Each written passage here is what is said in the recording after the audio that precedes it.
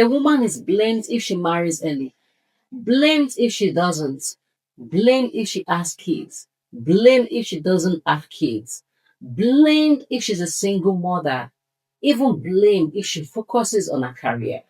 Sounds familiar? In this video, we are tearing down the rule book the society handed us at birth. We are talking about why the system targets women to keep us small, why the biological clock is weaponized against us, and most importantly, how to take our power back. If you've ever felt like a shadow of yourself trying to be what everyone else is wanted, then this is for you. Welcome to Staying Dignified with Edith. My name is Edith Olaide Olale. I'm glad you are in this channel. Please don't hesitate to subscribe to this channel. There are many other videos that can help you to live a dignified life. Even few movies that can help you, educate you, and also entertain you as well. I have over 20 published books, which is on my seller shop. I will drop a link in the description below. Try to get to, but I'm going to recommend one to you, especially for this video, which really matters. The title is Woman, Where Are Your Accusers? You really need to read that book. It's a very short book. You really need to read that book. Woman, Where Are Your Accusers?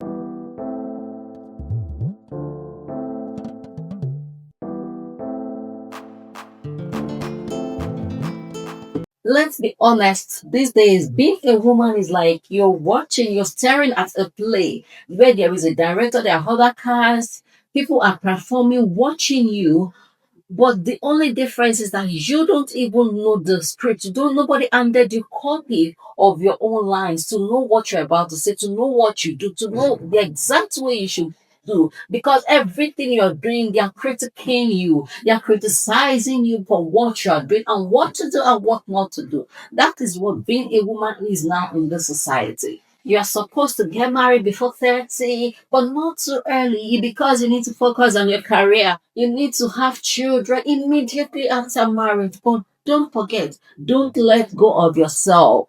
If you focus on your career, you're selfish. If you take care at home, stay at home to take care of your children, you're wasting away. And if you're there to be a single mother, the whisper will start. Does she think she is?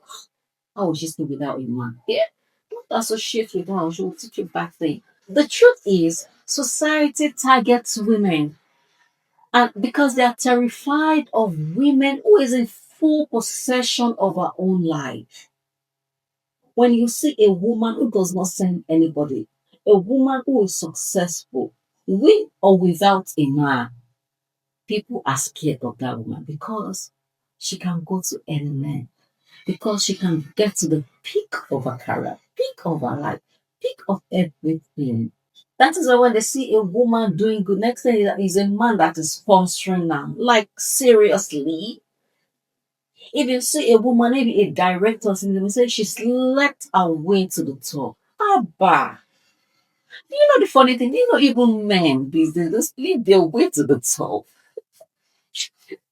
Let's forget about that and continue. The reason why I said the society is terrified of a woman in full possession of her life is because a woman who does not need a man to survive, a woman who does not need permission to give birth, a woman who does not need the society's stamp for her self-worth is actually dangerous for a system that is built on control. So the system does what it does best. It creates a relentless to-do list of guilt. Let's talk about the trap of right timeline. Now let's talk about the common one, the biological clock. When a woman is in her 20s and she's focusing on her career, people will be like, time is, you're wasting time. You need to get married. It's as if it's only women's womb that has the bomb that is ticking like pum, pum, pum. If you don't get married and do this on time, nothing will happen. You will not live, you will not be able to give birth. It's as if everything has to do with women. It's as if it's only women that has the biological clock that men doesn't have. Funny, right? And when she marries early and has kids early, they'll be like, oh, she wasted her time. She wasted her potential. She wasted her degree. Like seriously, they'll make you feel as if you're always running late to a party you don't even feel like attending. Ah, women, well done. And there is this blame. A woman is blamed for infertility as if it's a moral something and not a medical condition. And have you noticed that they want to pray for people looking for the fruit of the womb? Women come out. Hardly will you see men. And in some marriages, the reason why the woman is not conceiving yet or hasn't conceived yet is because the problem is from the man. There are many virgins that got married as virgins and are yet to even conceive.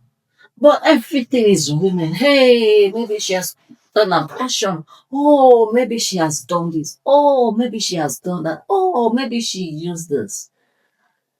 And here will you even see the men going for medical checkup. They believe the problem is always the woman. And perhaps she has a child out of wedlock.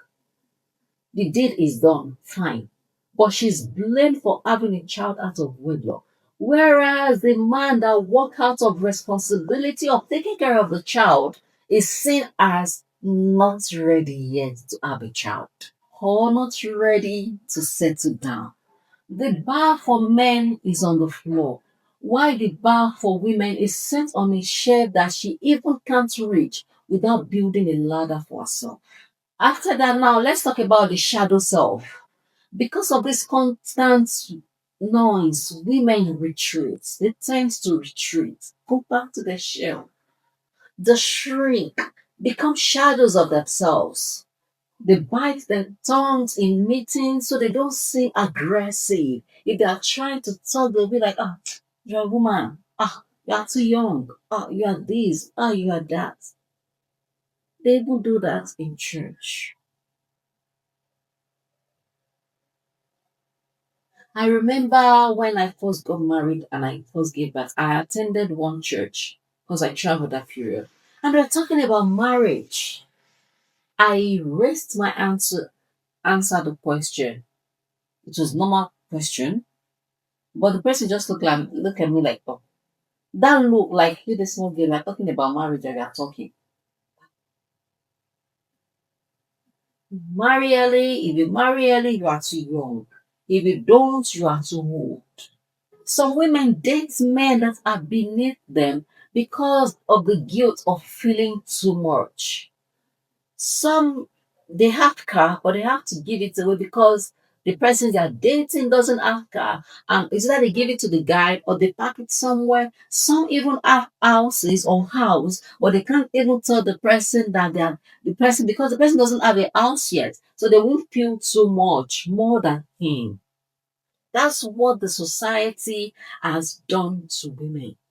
Many of us have dreams, but most women cancel their dreams of traveling, their dreams of traveling, their dreams of starting a business just because they don't want to leave their posts at home as a mother or as a wife. I had the story of a woman. Her child was about, I saw was about maybe 2 year or 3 year old, and she just got a job, a very high paying job, and she's supposed to go for a seminar maybe about a week or 2 weeks. She dropped her son with her mother and she traveled. The first night she was agitated. She has never left her son before, so she called her mother and the son was crying. She was like, Mommy, should I just let go of this and focus on my son? The mother now said, I won't say yes, I won't say no. But can you remember what I did for you when you were two? The woman said no. Then the mother said, it's better you take the sacrifice now. So your son that you're trying to come to will not blame you later in life. And that was it. The woman stayed for the seminar and went back to the child when she was there. We dim our light so others don't feel blinded. We quiet our roar just because of men that are so used to silence. We want them to have their peace. So we don't want to make noise just because we want them to maintain they want to maintain their quietness, their silence. Men that are used to that. We become a pick me because we are terrified to become a leave me. Now, on how to stand tall and shine unapologetically. So, how do we break free? How do we stop being the supporting actress in our own life and become the director, become the major person in our own life, not giving it to someone else to dictate? The first thing for you to do is to redefine on time. The only timeline that exists is yours. You can decide to have your baby at any time you want. 20, 30, 40. Sometimes people think that if I get married early, I have child early. I read a story of someone. She said she got married at 23 or 24, and she has already like by before 30, I'll be done giving birth. She got married, I think, as a virgin around 23. She had her first child, 43 or 44. And if you don't want kids at all, you don't want many kids, please do it. It's your body. You are the one carrying the child. If you want surrogacy, do it. If you have the money, do it. Don't let people make you feel less of yourself because you're a woman. Don't let people make you feel less of yourself because you're trying to do what makes you happy. I don't tell people you're trying to satisfy everybody. If you're unhappy, you will not really treat your child with great joy. So make sure you're happy. If you want to space your children, do it. You are yourself before you became a wife and a mother. Please don't let that yourself go. It's important. Be yourself. Be happy. Be joyful. If you want to get married to the love of your life, even at 40, fabulous. You are not a train. You don't have to run on a schedule built by someone else. You are yourself. And the second thing is for you to separate guilt from growth. When you feel guilty for walking late, ask yourself, would a man feel guilty for this? The answer is almost always no. Guilt is the weight of other people's expectation, while growth is the feeling of moving towards your own. Choose growth. Let the guilt be the price of the admission of what you really want for your life. The third point is for you to stop explaining yourself. Sorry, I'm focusing on my career. Sorry, I don't want to have kids. Sorry, I will be late for that meeting. Replace your sorry with thank you. Thank you for understanding that I'm prioritizing my career now. A woman who doesn't explain herself is a woman who is suffering. I didn't say suffering, sovereign. I did one video recently on how to live your life without saying no. Please check that video. It's really important. You don't have to apologize for everything. No is a complete sentence. I emphasize that in the video. No is a complete sentence. Normalize the unconventional. You can be a CEO and a rock star mom. You can be single by choice and still post pictures with happiness. Break the mold so visibly that other women can see their cracks and know that yes, they too can break through. Shine so brightly that the whispers of the critics becomes a background noise to your roar. And the last point is for you to find your soul sisters. The patriarchy thrives on isolation. It wants you alone, comparing yourself to other women.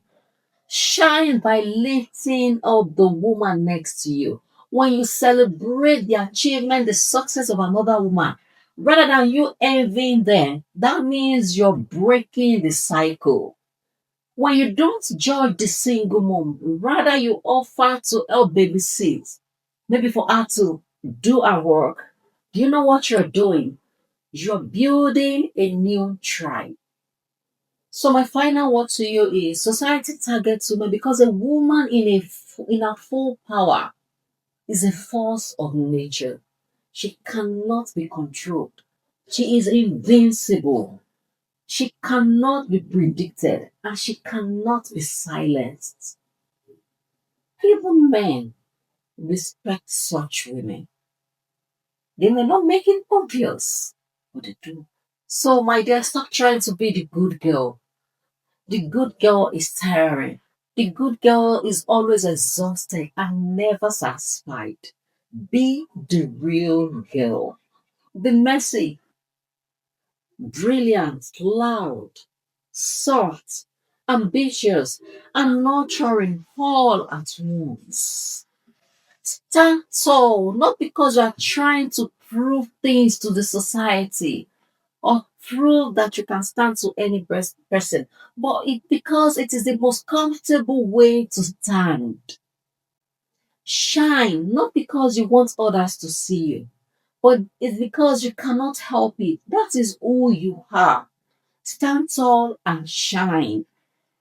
Even the Bible says in Isaiah 16 to 3, arise, shine, for the light has come, and the glory of the Lord is risen upon you.